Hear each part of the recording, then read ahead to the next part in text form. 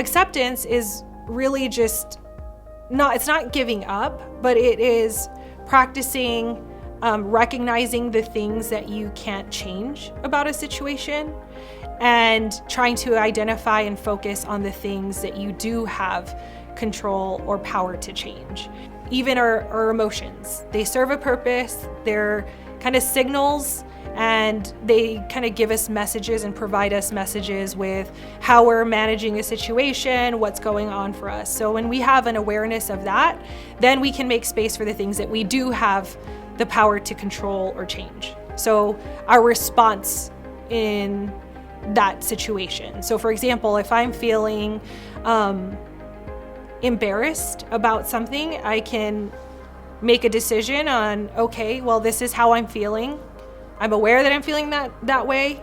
I'm accepting that I feel that way, but what can I do now? So you can do two things.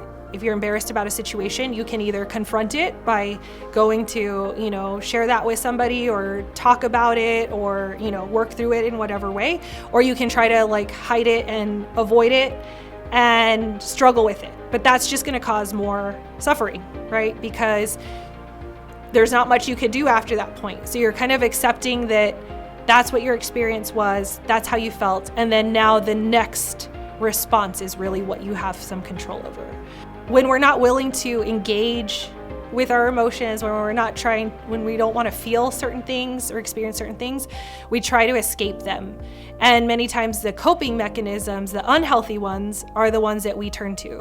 So some of the unhealthy coping mechanisms include social withdrawal. So we may not want to be around people, not talk to them, just not want to engage.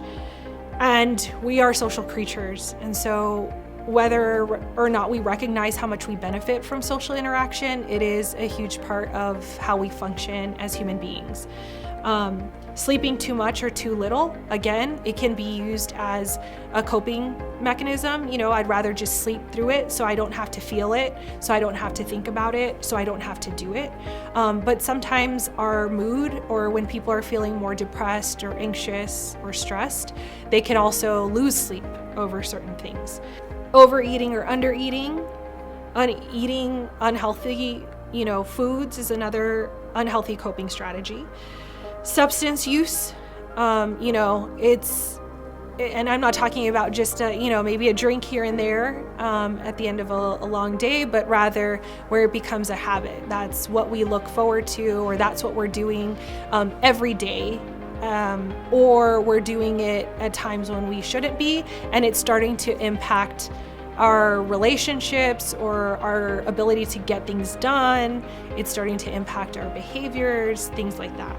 Avoidance. As I mentioned, a lot of these strategies are oftentimes used in terms of avoidance, but when we keep trying to push things away or run away from them, we don't ever get a sense of how what we're losing out on, or we don't gain the confidence that we need in order to be successful at something, because we're just trying to avoid it. And then where it really gets serious is things like can really get serious is acting out, harming others, engaging in self-harm. Those kinds of behaviors are important to recognize, not only for ourselves but for other people. And if we're noticing these in other people as well, maybe someone is withdrawing more, they're not coming around, you've noticed that certain things are just a little different about what they're doing, it might be a good time to approach them and talk to them about how they're feeling, how they're doing, and check in on them and see if maybe they need that social support or maybe some professional support. So some healthy coping strategies are really kind of the opposite of that. So seeking social support. Again, right now with social distance, I think a lot of us may struggle with that, but we can still, call somebody up, reach out to other people to see how they're doing, find other ways to engage with folks and make connections socially.